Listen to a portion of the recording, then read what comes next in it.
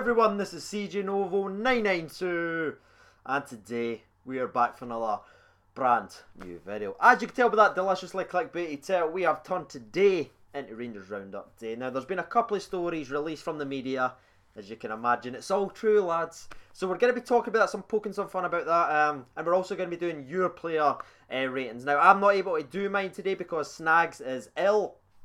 And Mr. Bazbowski, who I was at the game with, is still recovering from Saturday night. So I thought, you know what, it's not fair to me just to do it myself. That'd be missing out on the banter and everything like that. So it says, let's open up to you guys. This is as much your channel as it is mine. So yeah, I'm going to read out them. It's going to be an interesting little read there. The first thing I want to say though is I might be moving like in a sort of serious direction, because as you may have known by some of my tweets and my video the other day about Celtic being overexposed and overhyped by the media, Scottish media is terrible and it's really, really bad. Everyone knows it. You know it as well. But I thought, you know what might be quite fun is if I made like a weekly series, just taking the week's worth of stuff from the media once a week. Like I said, just have a look back and just read some of this stuff that gets posted about Scottish football. It's unbelievable. We all know they're very one-sided towards one team, but that's not what it's all going to be about. There is a lot of other teams in the top flight, believe it or not. It's quite funny, and I feel like it should be something that would be interesting for you guys to watch. If you are interested, let me know down below. Right away, let's just talk about Rudderless Rangers. We've seen this Rudderless Rangers thing everywhere. I'm not even going to do a quick little thing about this, but all I'm going to say is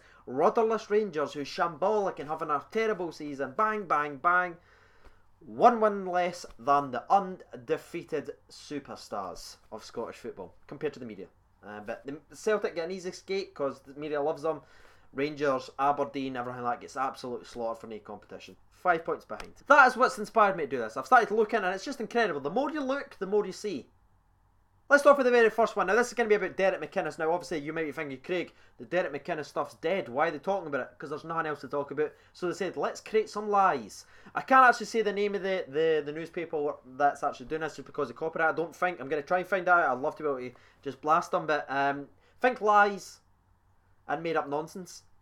You know which one I'm talking about. Yes, that one. This is actually written in a paragraph, sorry. So it says, but it's claimed the 46-year-old came close to doubling his wages and agreeing a free-year deal with his old club before performing a late U-turn. Now, this whole article was all about Rangers being able to offer McInnes more money than what he could get at Aberdeen, yet McInnes said no to Rangers. So it's a bit of a propaganda, because the whole article was about, oh, what did McInnes know that he doesn't want to share it anyway? Is their son off at Rangers? Blah, blah, blah, blah, blah, blah, blah. That's what they're trying to capture with that one.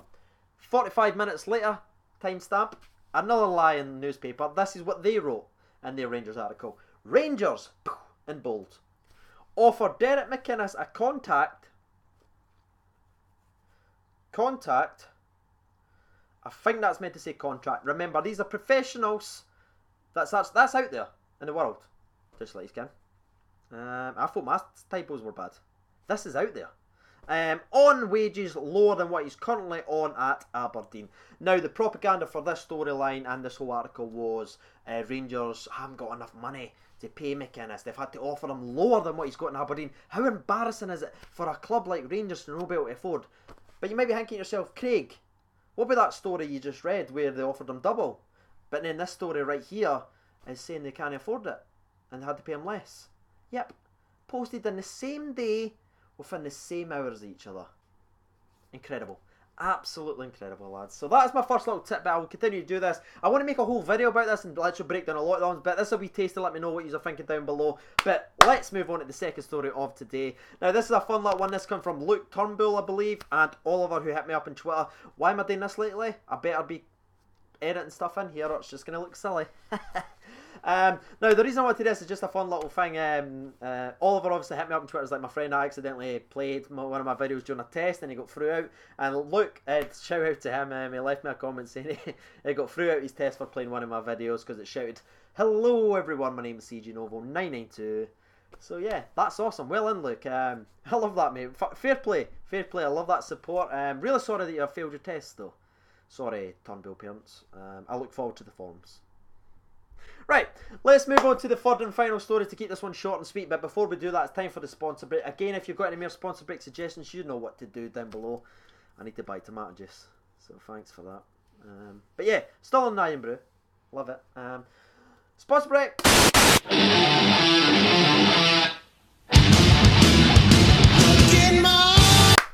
Was that enough drinking for these lads? Was it? Right, the last story that we're going to bring out is some of your guys' actual player ratings for the Ross County game. Again, I'm not going to give you my player ratings, but I'll tell you if I sort of agree. Now, I was kind of overwhelmed by the amount of responses that I actually got for this, I'll be honest with you, because I thought, because it's quite a long thing to do, like, even in this video just now, I'd love it if you guys could write down your player ratings, but I know not everyone does that because they don't have time, and I completely understand that. Listen, I've had 3 hours sleep, and I've been working all day, and I've came home to do this, so, yeah, this is me till about 8, 9 o'clock at night. Awesome. So let's go now. Let's start off with the very first one. It's going to come from Mr. Ross Watson, another channel legend, mate. Thank you very much. He gives Fods a 6, Tav a 6, Alves a 6, Wilson as high as an 8, John a 4. Agreed. Candace a 6, Holtley a 7, McCrory a 6, Penha a 1, Windass a 6, and Miller a 5. That's very generous to Miller, in my personal opinion. Let's read out the next one. It comes from RFC Reviews at Novo Nation. Love that, mate. Thank you very much. Fods gives a 6 out of 10. Tav a 6.5. Wilson a 4. So, controversial. Alves a 5.5. John a 5. Candace a 7. McCrory an 8.5. Windass a 5. Penna doesn't give him a rating. Miller 4.5. That's generous. And he also gives subs Morelos a 5.5. Barjonas a 4.5. And Herrera, a.k.a. Big Sexy, too sweet, should have came on it earlier. Completely agree, mate. Peter Ramsey, he chips in with Fods a 6, Tav a 5, Wilson a 5, Alves a 6, sorry, John a 5, Candace a 7, McCrory a 7, Windass a 5, Penna a 0, Miller a 3, and he also gives Morelos a 5, Barjonas a 4, and Herrera a 3 as well. That's good there. So I think the lowest one is going to be Herrera so far, and the highest one, if I'm thinking this right, because of the 4 for Wilson, is actually going to be Ross McCrory, so I agree with that one. He was actually my man of the match, and like I explained in my recap, that's why I wasn't in the poll, because I wanted to see if people would be bothered enough to comment, and these were. So thank you very much. Kevin Wakeham chips in with Warningham a 6, Tavernier a 7, Alves a 6, Wilson an 8 again, John a 5, Candace a 6, Holt a 7, McCrory a 7, Penna a 2, Windass a 4 and Miller a 2. That's better. That's closer to the Miller rating. Jordan Smith tips in with Fordy a 7, Tav a 7, McCrory an 8, Wilson an 8, Alves a 7, John a 5, Candias a 6, Holty a 7. Wow. Penna a 5, Miller a 5, Windass a 7, Barjonas an 8, Big Sexy, too sweet, a 5, and Morelos a 5. The Mushroom Brother, shout out to you, Healthy Telfer. He gives McCrory a 7 and Alves a 6 and Wilson as low as a 5 again. Everyone else can suck a nut. They were mints. Hate to say it, but King Kenny's time is done. Agreed, mate. It is indeed. So the last one I'm going to read out is coming from Ian McDougall. Gives Fods a 6, Tav a 6.5, Wilson a 5. Again, quite low there for Wilson. Alves a 6, John a 5, Candace a 7. McCrory gets man of the match for him. He also gives him an 8. Holty gives him a 7. Penna gets a -5. Oh, that caught me. Windass a 6, Miller a 3, Morelos a 7, Barjonas a 7, and Herrera a 10 out of 10. Too sweet. And the last one I'm going to read out is coming on from Mr. Matt Menzies of the channel legend. We play Battlefront occasionally. It's pretty good.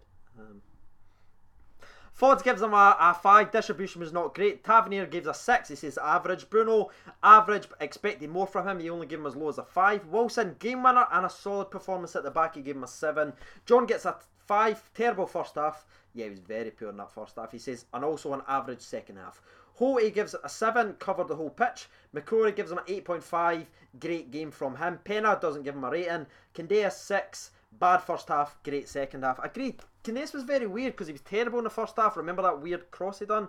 But then after that, in the second half, I thought he stood out and looked absolutely brilliant. Miller 5, non-existent, but done good for our first. Windass does that say minor? No, he gives him a 6. Dressed out of the game, it would have been higher if he passed at the end. Yeah, he was very, very greedy.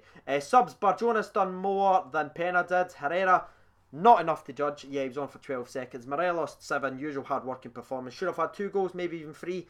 End of a drought. And he gives Murty a 6. Can't follow him. It was the player's fault that threw the first half away. That is going to be the video done. I've obviously been Siege Over 92. Thank you for getting involved. If you want to continue to get involved, drop it down in the comments and I will reply and speak to you guys there. Thank you for watching, and bye-bye.